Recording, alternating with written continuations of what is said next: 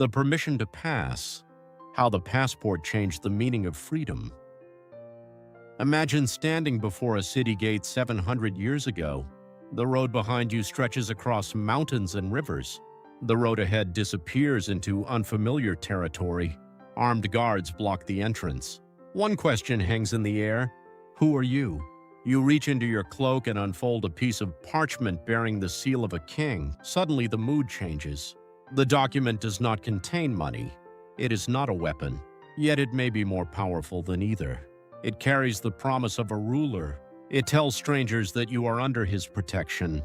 It grants you permission to pass. That fragile piece of paper was one of the ancestors of the modern passport. Today, more than 1 billion people carry passports. We toss them into backpacks, hand them to airline agents, and tuck them away in hotel safes. Yet few documents have shaped the modern world more profoundly. A passport is not merely proof of identity. It is a symbol of belonging. It determines where we may travel, where we may work, and sometimes even whether we may survive. The history of the passport is ultimately the story of a simple but unsettling question: who gets to move freely and who does not? The King's Promise. The passport story begins long before airports and border checkpoints. One of the earliest examples appears in the Hebrew Bible around 450 BC.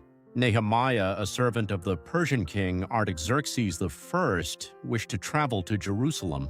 Before departing, he received letters from the king, instructing regional governors to grant him safe passage. In effect, the document said, "This man travels under my protection." That idea became the foundation of passports for centuries. Ancient India had similar systems. The political text Arthashastra described government-issued travel passes used to regulate movement. Ancient Chinese dynasties required travelers to carry documents describing their age, height, and physical appearance. Across civilizations, the principle remained remarkably consistent. Travel was not considered a universal right. Movement required permission. In many ways, these early documents acted as extensions of a ruler's voice. The traveler carried not only a piece of paper, but the authority of a distant government. Long before passports identified individuals, they identified power.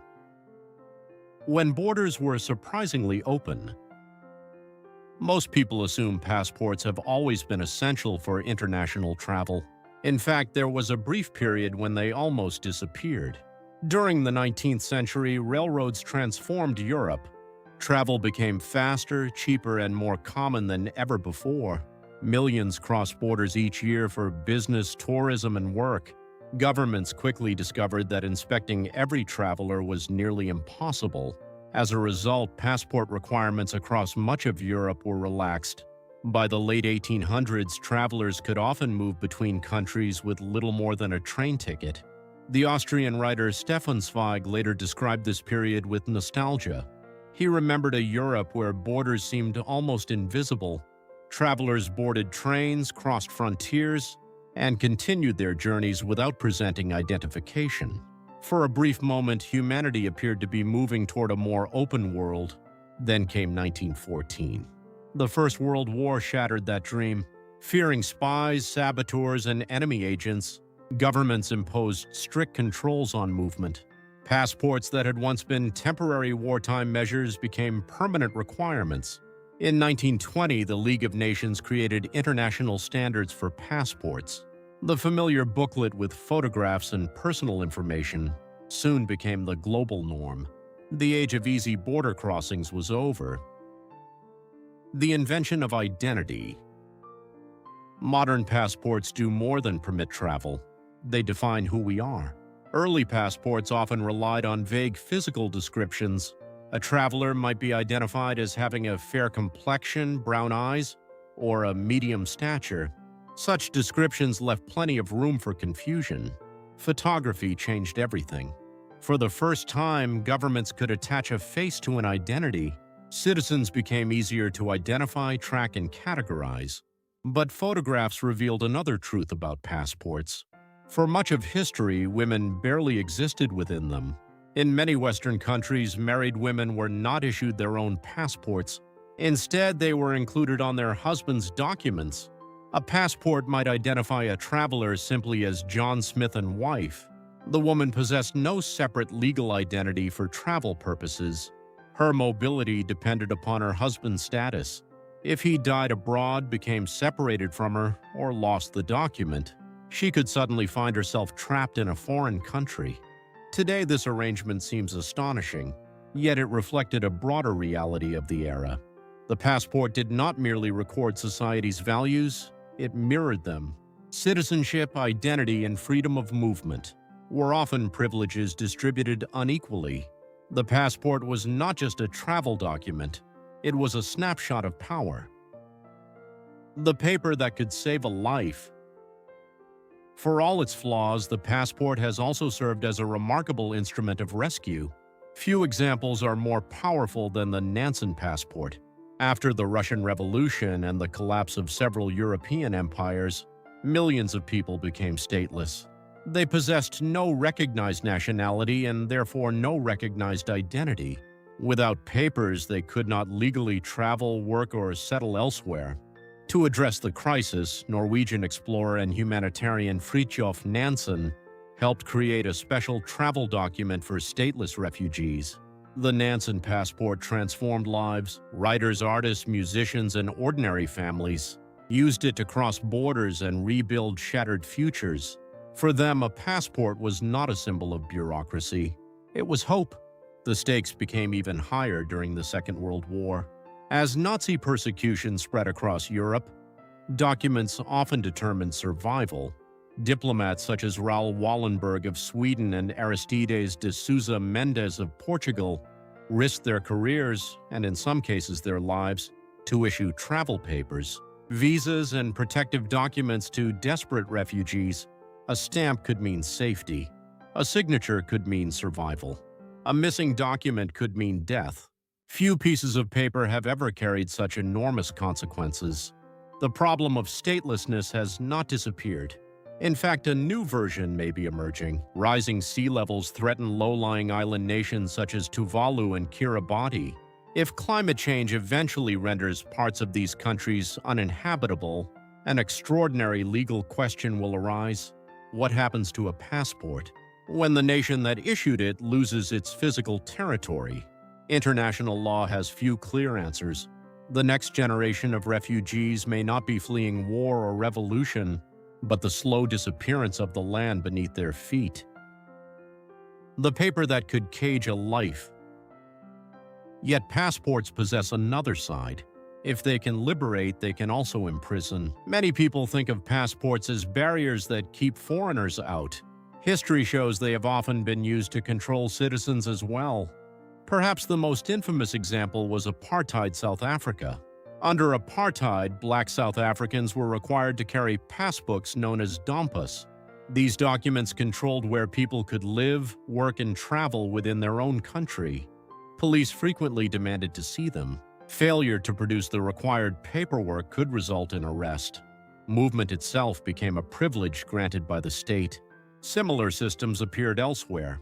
The Soviet Union used an internal registration system known as propiska to regulate where citizens could reside. China developed the hukou system, which tied social benefits and residency rights to a person's registered location. These systems reveal a deeper truth. The passport is often imagined as a wall at a nation's edge. Sometimes it becomes a wall built around its own people. The lottery of birth. Consider two travelers. Anna is born in Germany. Amina is born in Afghanistan. Both are intelligent. Both are educated. Both dream of exploring the world. Yet their experiences differ dramatically. The difference is not merely practical. It is psychological. For many holders of powerful passports, international travel feels routine. Airports are gateways to adventure. Border checkpoints are minor inconveniences. For others, every journey carries uncertainty.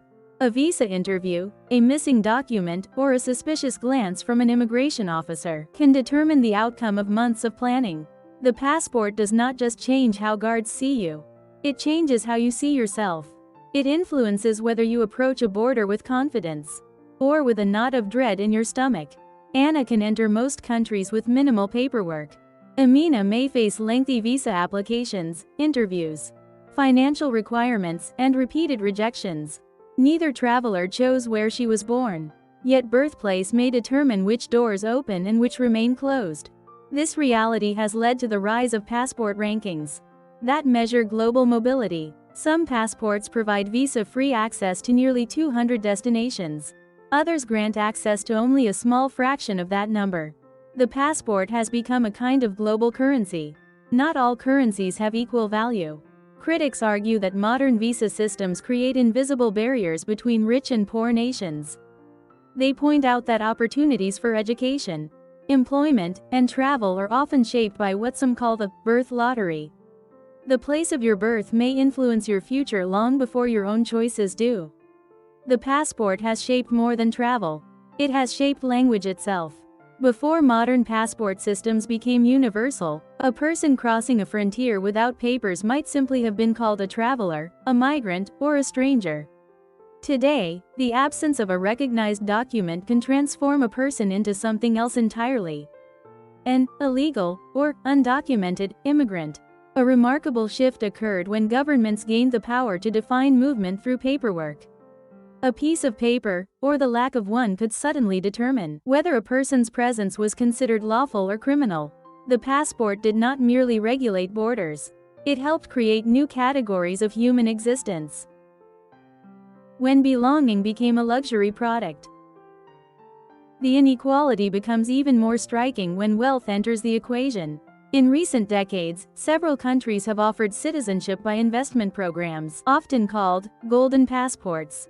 Under these programs, wealthy individuals can obtain citizenship through significant financial investments. The concept creates a startling contrast. A refugee may spend years struggling to obtain legal status.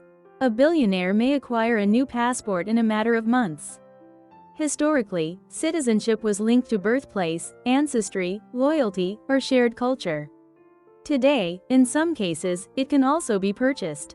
The passport, once a symbol of national belonging, has increasingly become a valuable global asset.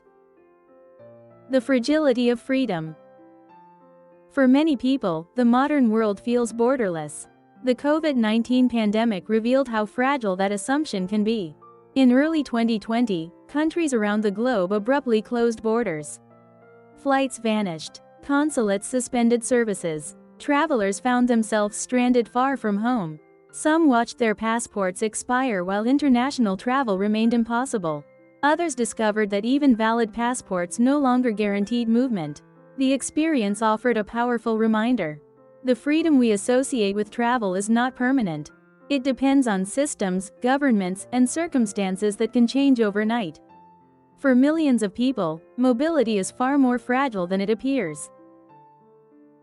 From ink to algorithms, the passport continues to evolve. In the 1980s, machine-readable passports allowed computers to process travelers more efficiently.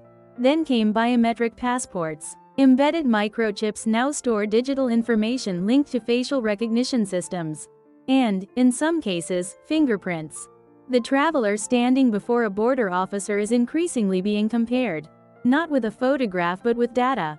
Technology promises convenience and security. Yet it also raises difficult questions. Privacy advocates worry about surveillance, data breaches, and misuse of personal information. Facial recognition systems continue to spark debate around the world. The passport no longer simply proves who you are. Increasingly, it verifies who you are continuously. In some places, the next frontier is predictive border control. Governments and technology companies are experimenting with systems that analyze biometric information, travel histories, financial records, and even online activity before a traveler reaches the airport. The border, in other words, is beginning to move. It no longer starts at the immigration desk. It may begin the moment a ticket is purchased or a digital profile is scanned. For centuries, passports were designed to prove who a traveler was. The emerging question is whether future passports will attempt to predict what that traveler might do. Some countries are already experimenting with digital travel credentials that may eventually replace physical passports altogether. In such a future, your face may become your boarding pass, your passport, and your identity document all at once. The idea sounds efficient. It also raises an unsettling question. What happens when identity exists entirely inside a computer system? What happens during a cyber attack, a system failure, or a government error? What happens if the digital key that unlocks your freedom suddenly stops working? The last border. 25 centuries ago, a traveler crossed foreign lands, carrying a letter from a king. Today, travelers carry encrypted chips, biometric data, and machine-readable codes. The technology has changed beyond recognition. The question has not. Who has the authority to decide where another human being may go? The passport remains one of history's great paradoxes. It enables freedom by regulating it. It protects travelers by monitoring them. It opens doors while reminding us that doors exist. For some people, it is a treasured symbol of citizenship. For others, it is a painful reminder of barriers they cannot cross. Yet whether written on parchment or embedded in silicon, the passport continues to perform the same ancient function. It grants permission, and in doing so, it reveals something profound about the world we have built. A world where freedom of movement remains one of the most valuable, unequal, and fiercely contested privileges of all.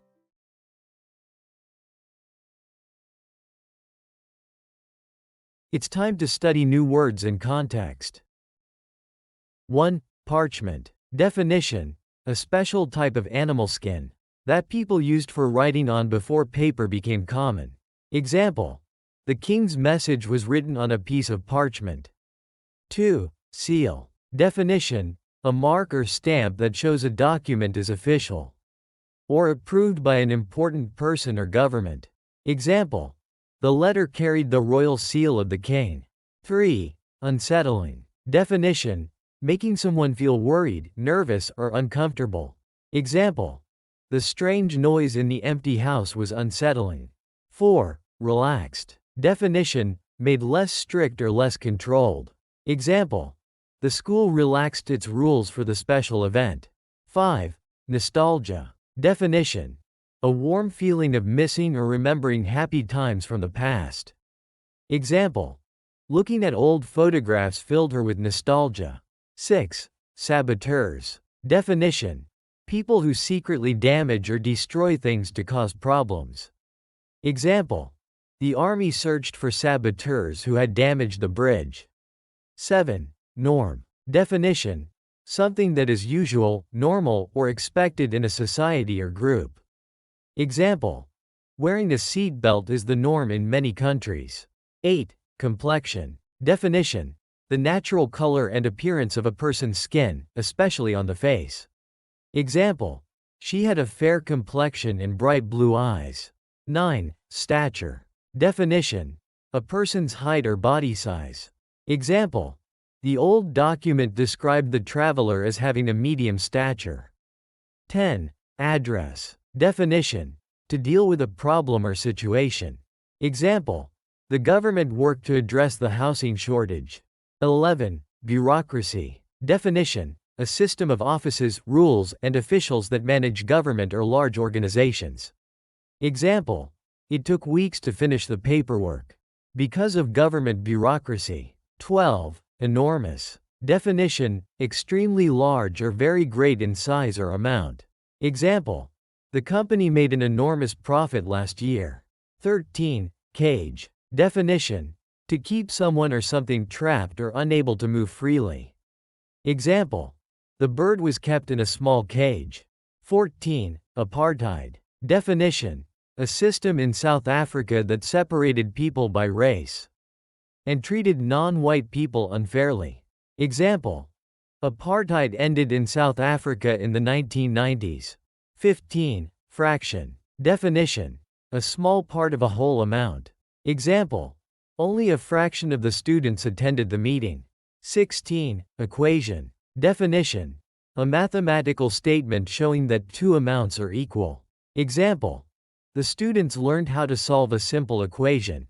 17. Fragility. Definition: the condition of being easily broken, damaged, or changed. Example: The fragility of the old glass made everyone handle it carefully. 18. Biometric. Definition. Related to using a person's physical features, such as fingerprints or a face, to identify them. Example. The airport used biometric technology to check travelers. 19. Embedded. Definition. Fixed firmly inside something else. Example. A small chip was embedded inside the passport. 20. Predictive. Definition. Able to suggest or show what may happen in the future. Example. Scientists use predictive models to study weather patterns. 21. Encrypted. Definition. Changed into a secret code, so that only authorized people can read it. Example. The information was encrypted to keep it safe. 22. Fiercely. Definition. In a very strong, determined or intense way. Example. The two teams competed fiercely for the championship. 23. Contested. Definition. Argued about or disagreed on by different people. Example. The election results were contested by several candidates. Comprehension questions. 1. What was one of the earliest forms of a passport mentioned in the article? Answer. One of the earliest forms of a passport was the letter given to Nehemiah by King Artaxerxes around 450 BC, asking local governors to allow him safe passage. 2. Why were early travel documents important? Answer. They showed that a traveler was under the protection and authority of a ruler or government. 3. Why did passport requirements become less common in Europe? During the 19th century? Answer. Railroads made travel much faster and more common, making it difficult for governments to inspect every traveler crossing borders. 4. What major event caused passports to become widely required again? Answer. The First World War caused governments to strengthen border controls and require passports for security reasons. 5. How did photography change passports? Answer. Photography allowed governments to attach a person's face to an official identity, making identification more accurate. 6. How were many married women treated in passport systems of the past? Answer. Many married women did not have their own passports and were listed under their husband's passports. 7. What was the Nansen passport? Answer. The Nansen passport was a special travel document created for stateless refugees who had no recognized nationality. 8. Why was the Nansen passport important? Answer. It allowed refugees to travel, work, and rebuild their lives when they had no citizenship or official identity. 9. How did passports sometimes help save lives during World War II? Answer. Diplomats issued travel papers, visas, and protective documents that helped many people escape persecution. 10. What was the purpose of the Dompa system in apartheid South Africa? Answer. It controlled where Black South Africans could live, work, and travel within their own country. 11. What does the article mean by the lottery of birth? Answer. It refers to the idea that a person's opportunities are often influenced by the country in which they are born. 12. How can different passports affect travelers differently? Answer. Some passports allow easy access to many countries, while others require visas, interviews, and additional restrictions. 13. What are golden passports? Answer. Golden passports are citizenships that can be obtained through large financial investments in certain countries. 14. What lesson did the COVID-19 pandemic teach about international travel? Answer. It showed that freedom of movement can disappear quickly when borders close and travel restrictions are introduced. 15. What is a biometric passport? Answer. A biometric passport contains electronic information, such as facial data or fingerprints, that helps confirm a traveler's identity. 16. What concerns do some people have about modern passport technology? Answer. They worry about surveillance, privacy, data breaches, and the misuse of personal information. 17. What is predictive border control? Answer. It is the use of technology and data analysis to evaluate travelers before they arrive at a border. 18. According to the article, how might future passports be different from today's passports? Answer. Future passports may be entirely digital and could use facial recognition instead of physical documents. 19. What question does the article raise about climate change and passports? Answer. It asks what happens to a passport if the country that issued it loses its territory because of rising sea levels. 20. What is the central question explored throughout the article? Answer. The article explores who gets to move freely and who has the authority to decide where people may travel and live.